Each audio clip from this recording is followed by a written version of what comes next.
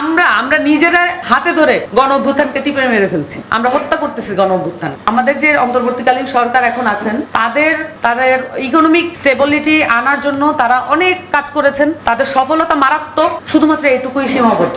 রাজনৈতিক জায়গায় মানুষকে আশা আকাঙ্ক্ষা দেওয়ার জায়গায় তারা একেবারেই ব্যর্থ হয়েছেন। তাদের অ্যাকশন দেখলে মনে হচ্ছে যে নিজ দেশের মধ্যে, যেখানে তাদের ফরেন রিলেশনে আর্গুমেন্ট করার কথা, নেগোসিয়েট করার কথা, কিন্তু নিজ দেশের মধ্যে রাজনৈতিক দলগুলোর মধ্যে নেগোসিয়েট করে কোনো মতে নির্বাচনটা দিয়ে পার পাওয়াই যাদের লক্ষ্য, তাদের কাছ থেকে আমি পুলিশ সংস্কার তো আশা করি না। পুলিশ সংস্কার তো একটা বাংলাদেশের মৌলিক সমস্যাগুলোর মধ্যে একটা, এবং সেইটাকে পুলিশ সংস্কার কমিশনকে নির্বাচনের এই যে ঐকমত্য কমিশনের এজেন্ডাভুক্তই করা হয়নি। এইটা তো একটা বিরাট অন্যায় হয়েছে, কারণ 3টা নির্বাচন বাংলাদেশে, যেটা হঠকারী নির্বাচন, সবচাইতে ভয়ঙ্কর নির্বাচন যেগুলো হয়েছে, এগুলো তো পুলিশের মাধ্যমে হয়েছে, সেনাবাহিনীর মাধ্যমে হয়েছে। আমরা কি সেনাবাহিনী রিফর্মের কথা এখন আর বলতে পারবো না? মানে আমরা কি এখনো ওই আগের পরিস্থিতিতে নাম বললে চাকরি থাকবে না, এই ধরনের পরিস্থিতি থাকবো কিনা? বাংলাদেশের সেনাবাহিনীর গুণগত রিফর্ম দরকার। এই সেনাবাহিনী কার সেনাবাহিনী আমরা জানি না এখনো। বাংলাদেশের পুলিশ বাহিনী, এটা কার পুলিশ বাহিনী আমরা জানি না তো এখন। এটা তো আওয়ামী লীগের পুলিশ বাহিনী, সেটা তো আমরা পেটাও বাহিনী দেখেছি। এখনকার এটা তো আমরা অভ্যাস দেখেছি যে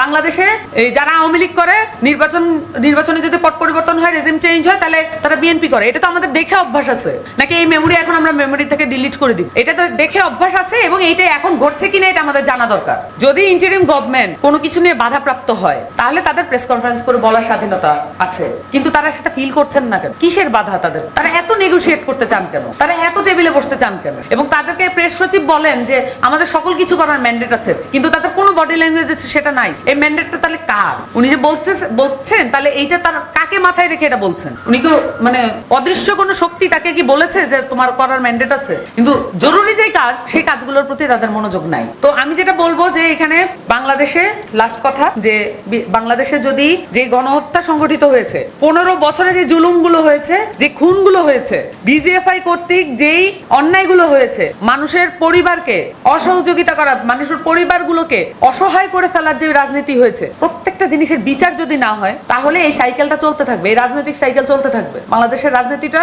অত্যন্ত ক্রিটিক্যাল পুরো বাংলাদেশের সাধারণ মানুষের জন্য। এই সাইকেলটা চলতে থাকবে। এইটা যদি মানে বিচারগুলো যদি হয়, তাহলে আপনি এখানে ক্রীড়ানকের ভূমিকায় কারা কারা ছিল এই জিনিসগুলো বের করতে পারবেন। ওখানে এমনও হতে পারে যাদেরকে আমরা মানে এখন গণঅভ্যুত্থানের শক্তি বলে চিহ্নিত করেছি, তাদের পক্ষ থেকেও শক্তি থাকতে পারে। এই মামলাগুলো যদি লড়া হয়, তাহলে দেখতে পাবেন এটা সম্ভব। একইভাবে দুই পক্ষে দুই নৌকায় পা দিয়ে চলার রাজনীতি তো আছে বাংলাদেশ। তাহলে বিচারগুলো করতে হবে, এবং মৌলিক সংস্কারের জায়গাগুলোতে কোনো ধরনের আপোষ করার কোনো সুযোগ নেই। যদি এখন আপোষ করেন, আরেকটা গণঅভ্যুত্থানের মাধ্যমে আপনারা আবার এই একই পরিস্থিতিতে পড়বো আমরা।